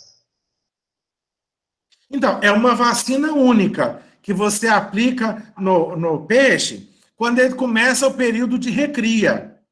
Então, você tem uma tilápia lá, talvez uns 5, 6 centímetros, vacina todo mundo lá, pronto. Não mexe mais no peixe, porque o peixe está no período de engorda. Então, não vamos estressar ele mais, não. Já vacinou, e agora o que eu tenho que fazer é controlar a qualidade da água, tanto do viveiro de terra ou do tanque-rede. Eu preciso ter um certo controle da qualidade da água, porque se eu não tiver esse controle, mesmo com a vacinação, eu posso ter um surto de estreptococose. E mata muita tilápia, mata muito. Então, precisa tomar cuidado. Ô Sérgio, com relação ao uso do esterco ainda, né, do consórcio, quando eu tô... Não é inviável, por exemplo, usar o consórcio de peixe com animais terrestres? Ou não é recomendado? Tem alguma recomendação? Nos anos 80... Nos anos 80... Alô? O suíno já saiu do dejeto direto, né? No tanque, às vezes. Em alguns. Isso. Nos anos 80, quando foi trazida a tecnologia da Hungria para cá, foi-se incentivado a criação de peixes associados a suínos e associado a aves. Mas, aqui no nosso país, isso não dá certo, porque o nosso clima é tropical e a quantidade de matéria orgânica na água é muito grande, você perde o controle da qualidade da água muito depressa, ocorre uma proliferação de coliformes fecais gigantesca dentro da sua água. Então, hoje, o único local no Brasil que o pessoal ainda está fazendo isso é no Rio Grande do Sul. Que as regras lá, por ser uma região que tem temperatura fria, etc., eles ainda conseguiram, dentro da lei, fazer isso. Mas, para nós, aqui em clima tropical, em clima quente, não deve ser feito. Deve ser tudo desativado. Não deu certo copiar da Europa. Porque na Europa é muito frio, cai neve, etc. Aqui não. Aqui é um calor insuportável. E bactéria desenvolve muito onde é mais quente, né? Então, não foi bom, não. A tecnologia não funcionou aqui no Brasil. O pessoal está perguntando qual que é a forma, nós devemos evitar o máximo manejo nessa época de frio, né? E evitar o estresse. Qual que é a forma correta de fazermos, então, nessa época, a biometria? Nós sabemos a quantidade correta de ração para cada período e peso dos animais. Olha, se for a mesma pessoa que trata do peixe todo dia, a pessoa ela vai aprendendo por experiência própria o tanto de ração que ela vai jogar ali. Agora, se a pessoa está fazendo pelas primeiras vezes e precisa fazer a biometria, precisa escolher um dia que esteja mais quente, que tenha um grupo de pessoas que possa fazer o serviço rápido. Tem que fazer o trabalho rápido. Tem que coletar as tilápias rapidamente, pesar, medir, molhá-la no sal e devolver. Se for poucas, se a criação fosse minha, eu consumiria a amostra. Eu não devolveria para lá, não. Eu pegaria aquela amostra, fritava tudo. Porque eu não quero correr o risco de eu machucar o peixe, soltar ele dentro do tanque-rede e ele está machucado e a bactéria ir nele e dele passar para todo mundo. Então, assim, eu preferiria consumir a amostra. E quem já tem uma certa experiência, já, à medida que o inverno vai chegando, ele já vai percebendo ali a quantidade e já vai diminuindo a quantidade, que é o que eu te falei.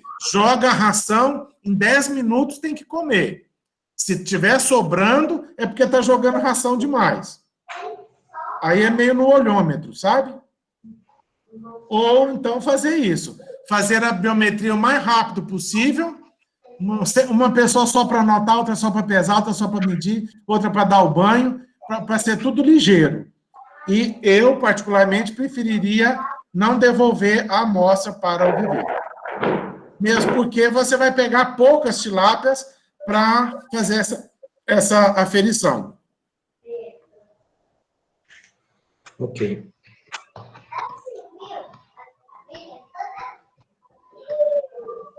Mais alguma pergunta, pessoal? Tem uma aqui, Sérgio. No período de inverno, com pico de infestação de íctio, quais procedimentos para evitar a doença? É preparar o peixe para entrar no inverno. É manter a água de boa qualidade, tentar colocar os viveiros bem cheios, para ficar mais profundo, então, para não ter variação muito grande de temperatura. Porque baixa temperatura, o íctio vem e toma conta. Então, precisa tomar cuidado. Inclusive, em experimentos, em aquários, uma das formas de lidar com o íctio é colocar um termômetro lá dentro e esquentar o aquário para 30 graus. A água do aquário. Mas isso para criação de engorda, isso não funciona. Não dá certo, é inviável. É inviável. Então, precisa preparar o peixe para ele entrar forte no inverno. Com a água boa, muita água, ele está bem nutrido. E evitar trazer qualquer peixe estranho para a criação. E no inverno, não se põe mão em peixe. Não põe. Ah, mas eu tenho que fazer uma biometria? Eu joguei uma tarrafa lá e peguei 10? Pois é, essas 10 você consome ela. Não devolve, não, porque é perigoso ela ficar doente e passar a doença depois para as outras. Não sei se eu respondi o que... Oi, Silmar, posso fazer uma pergunta? Pode sim, Adriana. Fique à vontade. Professor Sérgio. Pois não. Em relação ainda ao contexto do sal, aqui nós trabalhamos também com sistema aberto, né? Certo. E alguns testes que nós fazemos, a gente usa bactéria para poder estimular o sistema imune do peixe. E aí a minha dúvida é a seguinte, a gente sempre utiliza sal nas caixas a fim de desinfectação, para depois poder receber um novo lote, né? Mas a bactéria que nós utilizamos é inativada, não é a viva. E nesse caso, o sal é eficiente para desinfectar todas essas caixas ou teria uma recomendação melhor para isso? Olha, eu acredito que seria bom usar nem que fosse cal hidratado, sabe? Passar o cal hidratado, joga água, porque quando joga água, ele tem a reação para queima. Então, aí desinfeta aquilo ali e joga aquele cal fora para usar, porque só o sal, nem toda bactéria... o sal não vai ser eficiente para qualquer forma de bactéria. O sal é muito importante, é muito bom, mas eu usaria o cal, para fazer a limpeza mesmo. Usaria o cal. E aí teria uma proporção ou é só passar mesmo na caixa e água corrente? Eu poderia falar para você 20 gramas por metro, mas, na verdade, você não vai ficar pesando 20 gramas, né? O que precisa é passar, polvilhar ele na caixa e molhar, né? Depois pôr a caixa para secar. Porque tem que secar a caixa, igual no viveiro. Joga o cal, deixa uma semana no sol. Não enche com água, não. As caixas também, desinfetou, deixa secar antes de fazer um novo experimento. Certo. Para você ter uma garantia maior, sabe, professora? Obrigada, professor. Não por isso.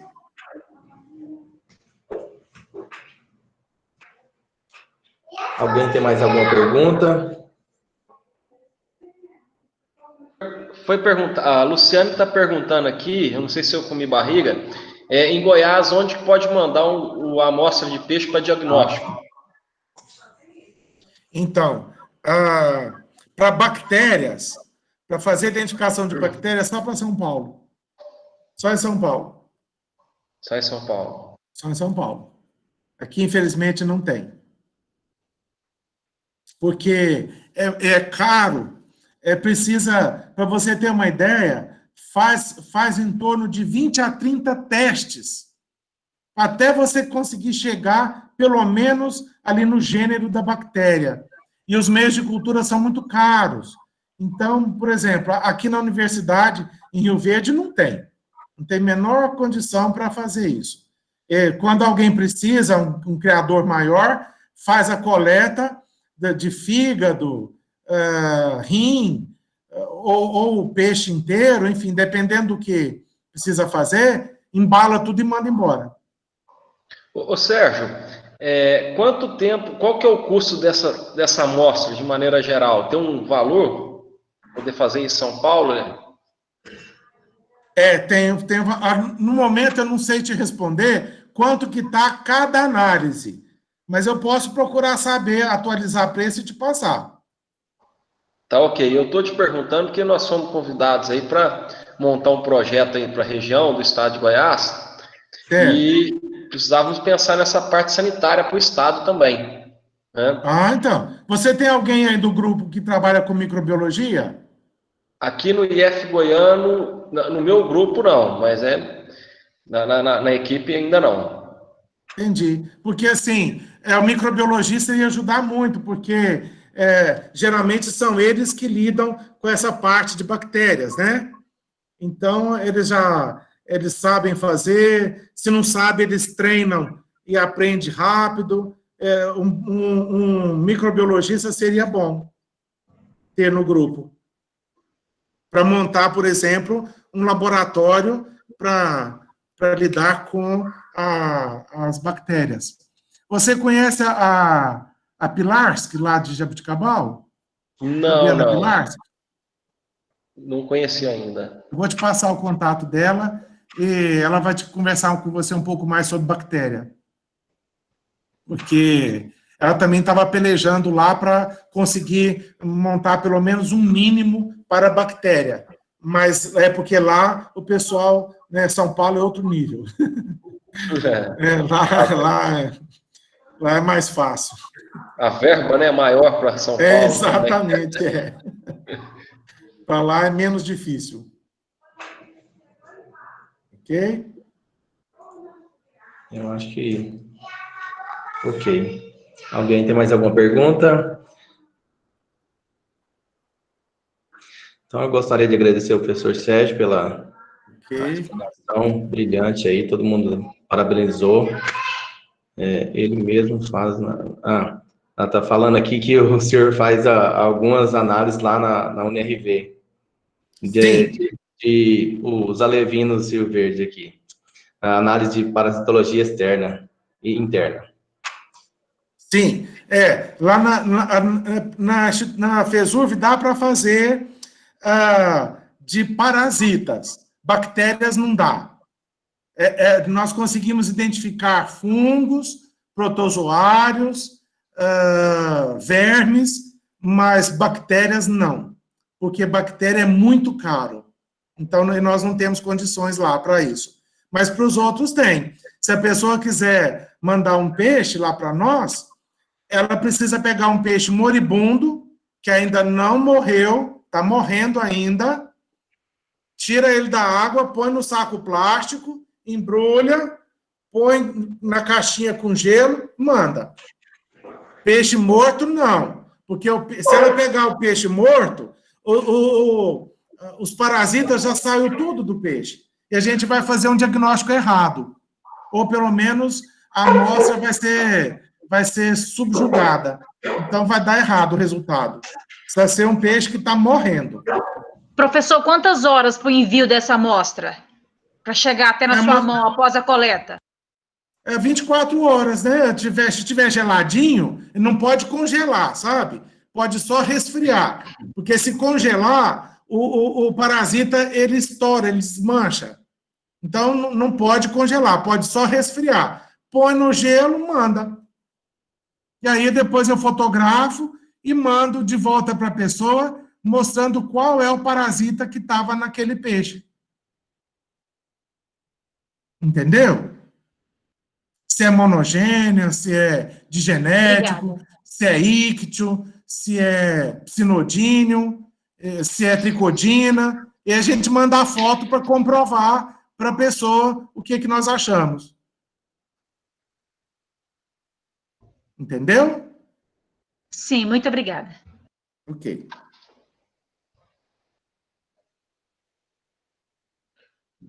Bom, então, Sérgio, gostaria de agradecer aí, né? Okay. Eu também, agradeço também. Mais uma vez aí, contribuindo aí com a gente, 2 horas aí, disponibilizando o seu tempo, né? Sempre disposto aí para a gente. Para ajudar também, ajuda bastante a gente do IF aí quando a gente precisa, né? Os conhecimentos aí na parte de sanidade de peixe. E agradecer a todos também aí, meus alunos também, às vezes eu esqueço de agradecer pela divulgação também aí, um empenho bem grande deles aí também. Vai estar disponível no canal, que eu já coloquei para vocês, eu vou atualizar lá, vou deixar o contato do Sérgio, o e-mail, eu vou tentar pegar a apresentação dele e colocar numa página na internet que vocês vão baixar o link e já vai ter acesso às apresentações, tá ok? Sérgio, permite passar seus dados aí, então, no canal para eles? Mando tudo aí. Tá? Então, muito obrigado, pessoal. Até deixar, o Wilson vai fechar aí, até deixar, às vezes alguns não participam de outras, a gente tem também vagas aí, orienta em programa de mestrado no Instituto Federal Goiano, na área de aquicultura, e também na UFG em Goiânia, orienta também na parte aí de zootecnia, tá? No mestrado e doutorado. Então, se tiver candidatos aí para os próximos processos seletivos, nós estamos à disposição. Então, mais uma vez, muito obrigado a presença de todos aí. Deixo agora as palavras para o Wilcimar. Tinha caído a internet aqui, ainda tem isso. Gostaria de agradecer a todos, né, pela participação. E a gente viu que é um curso assim proveitoso, né? Mesmo sendo em EAD, o professor Adriano falou: não, vamos fazer umas lives aí que para chamar os alunos para ter mais aproveitamento, né? Gostaria de agradecer ao professor Sérgio, né, pela palestra e ter disponibilizado esse tempo aí. Muito obrigado. Ok, eu agradeço a gentileza, o convite. Eu estou sempre às ordens. Eu gosto do que eu faço, então eu me disponho qualquer hora para atender sem nenhum problema. Ok? Ok. Muito obrigado, gente. Boa noite, então, a todos. Okay. Muito obrigado. Obrigado.